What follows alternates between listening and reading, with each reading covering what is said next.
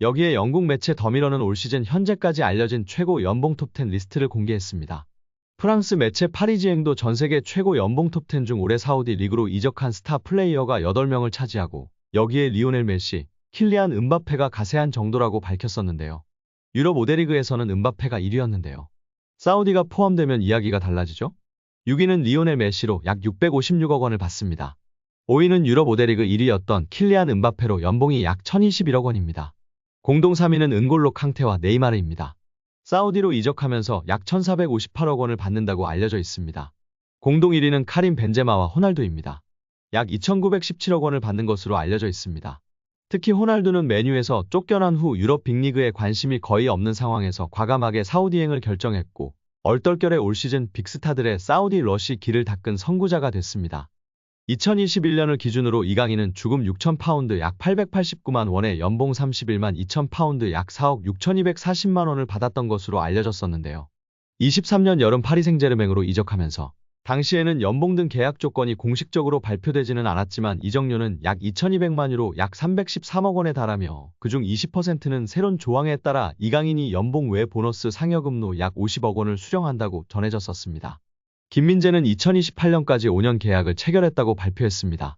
이적의 세부 사항은 공개하지 않았지만 현지 매체에서는 김민재의 연봉을 1,200만 유로 약 170억 원으로 추정하고 있습니다. 이강인의 절친 쿠보는 레알 소시에다드에서 주급 5,452만 원을 받는 것으로 알려져 있습니다. 황희찬은 5천만 원 수준의 주급을 받다가 최근 재계약을 통해 1억 5만 원 수준으로 올랐습니다. 손흥민 선수는 현재 3억 1천만 원 정도로 알려져 있고 재계약 이야기가 나오면서 더 높아질 수 있는 상황입니다. 이강인 선수는 약 56억 원의 연봉으로 주급으로 계산하면 약 1억 800만 원으로 알려져 있습니다. 이강인과 동일한 22세 선수 중 가장 높은 연봉을 받는 선수는 맨시티의 혼란인데요. 맨시티 경기에 60%를 출전할 경우 주급으로만 6억 4천만 원을 받고 잉글랜드 프로축구 선수 협회 올해의 선수상, 올해의 팀 등 다양한 보너스 조항이 있어 실제 받는 금액은 더 크다고 알려져 있습니다.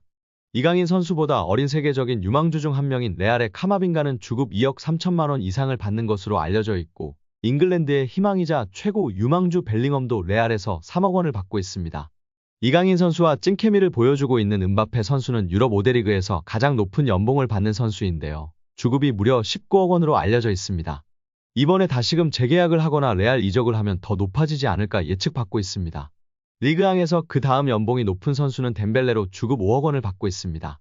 이후에는 리카 에르난데스, 마르퀴뇨스, 밀란 슈크리니아르 등이 있다고 전해졌습니다. 이강인은 리그앙에서 16번째로 가장 높은 연봉이라고 합니다. 그냥 연봉만 많이 주면 안 되겠죠? 구단들도 자체적으로 내규를 정해서 선수들을 관리하곤 하는데요.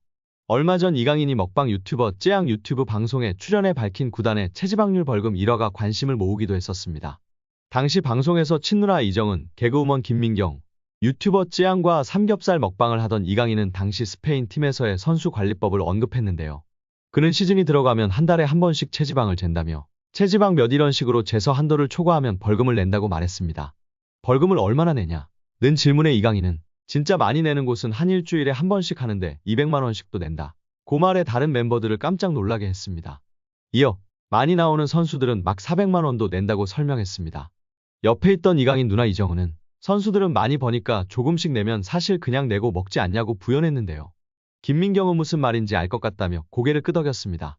실제 축구 선수들의 평균 체지방률은 11% 이내로 엄격하게 관리되는 것으로 알려졌습니다.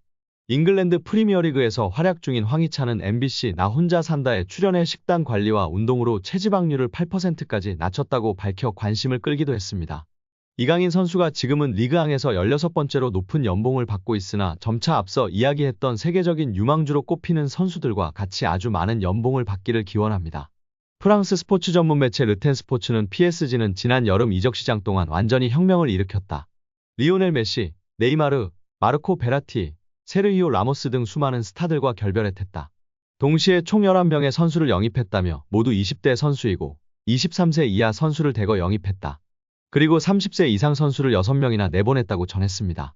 실제 PSG는 이강인을 비롯해 22세인 곤살로 하무스, 아르나우 테나스, 마누엘 우가르테를 데려왔고 그 밑으로는 21세 브래들리 바르콜라, 19세 사르 운두르를 데려왔는데요. 잠재력이 높은 신예들로 평가받는 선수들입니다. PSG 팀 시스템 자체가 완전히 개편됐습니다. 네이마르와 리오넬 메시가 아닌 킬리안 음바페 위주의 팀을 만들기 위한 노력이기도 하지만 PSG의 과감한 체질 개선을 통해 유럽 정상을 노리기 위한 포석이 깔려 있습니다. 게다가 가성비 측면에서도 확실히 좋습니다. 11명의 선수 중 최고의 영입은 누굴까? 매체는 팬투표를 통해 최고의 영입생을 뽑았는데요. 팬들의 선택은 가장 먼저 루카스 에르난데스였는데요. 역시 검증된 최고 레벨의 선수가 최고의 영입으로 꼽혔습니다. 2위는 우스만 덴벨레였습니다. 그리고 3위는 이강인입니다. 1위로 꼽힌 에르난데스는 이미 강력한 수비력을 지닌 정상급 선수입니다. 바이에른 뮌헨에서 이미 입증했습니다. 최고 레벨의 선수이고 왼쪽 풀백과 중앙 수비수를 모두 볼 수 있어 멀티 능력도 강점으로 꼽히는 세계 정상급 레벨의 선수로 많은 팬들의 관심과 기대를 받았던 선수였습니다. 덴벨레는 많은 분들이 아시다시피 강력한 스피드와 드리블 능력을 지니고 있습니다. 단, 이 선수는 도박성에 가까운데요.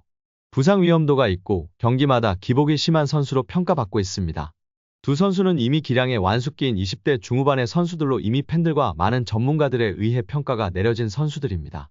여기에 3위를 차지한 이강인 선수가 큰 의미가 있습니다. 이강인은 수많은 23세 이하 선수들 중 최고의 영입으로 뽑힌 것입니다. 이 부분을 주목해야 합니다.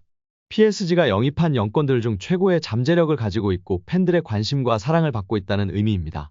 이강인보다 낮은 투표를 받게 된 우가르테 선수는 포르투갈 스포르팅 리스본에 2021년 입단한 뒤 주축 미드필더로 자리매김했던 선수입니다.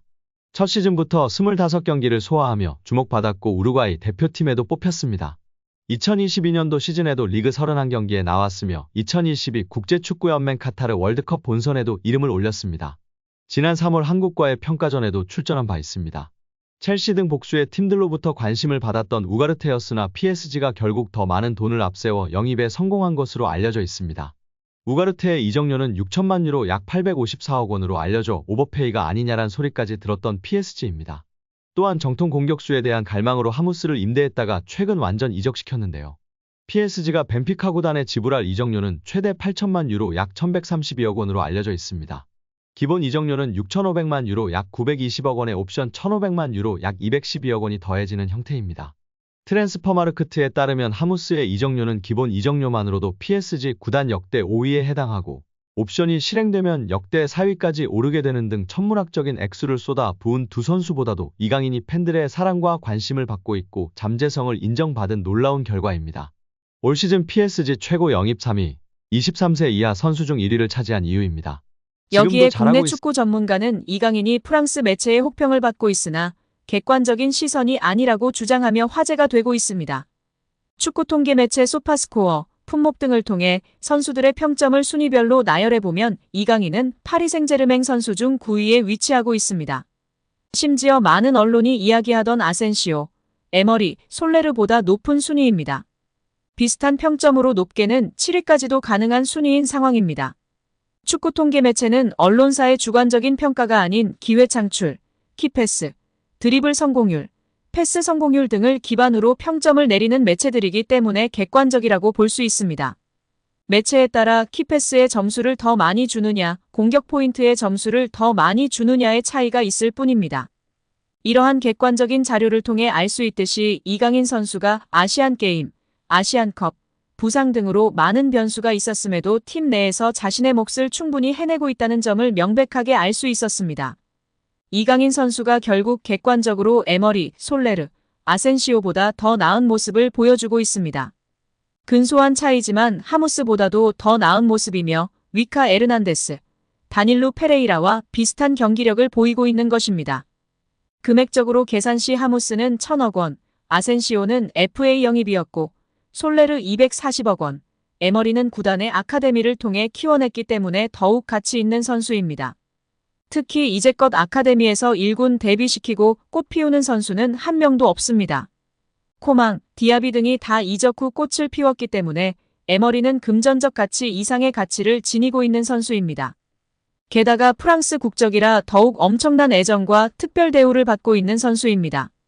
벤투 감독은 유튜브 채널 FC온라인과의 화상 인터뷰에서 대한민국 축구대표팀 시절 줄곧 외면했던 이강인을 카타르 월드컵에 발탁한 이유에 대해 이강인의 재능이 뛰어나다는 사실은 팬, 감독, 스태프 미디어 할 것 없이 누구도 반박하지 못할 것이다. 하지만 우리 코치진은 그보다 많은 분석이 필요하다. 재능만으로 판단해서는 안 된다. 이강인과 같은 10번 유형의 선수는 주로 공격만을 생각하고 수비를 고려하지 않는다며 솔직히 이강인을 월드컵 명단에 올린 건 월드컵 본선 직전이었다. 이강인을 월드컵에 발탁할지에 대해 확신이 있었다고 한다면 그건 솔직한 대답은 아닐 것이라고 월드컵 최종 명단에 이강인을 제외할 생각도 있었다고 털어놨습니다.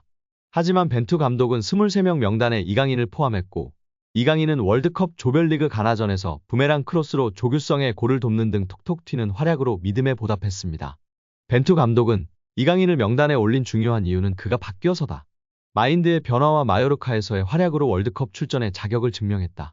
그는 마요르카에서 완전히 다른 선수가 되었다. 그의 변화를 이끌어준 중요한 두 사람은 본인과 클럽 감독 하비에르 아기레일 것이다.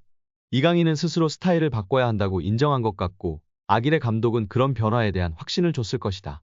이강인의 훈련 퍼포먼스와 합숙에서 보여준 모습들이 월드컵 무대에서 좋은 성과를 이어졌다고 돌아봤습니다.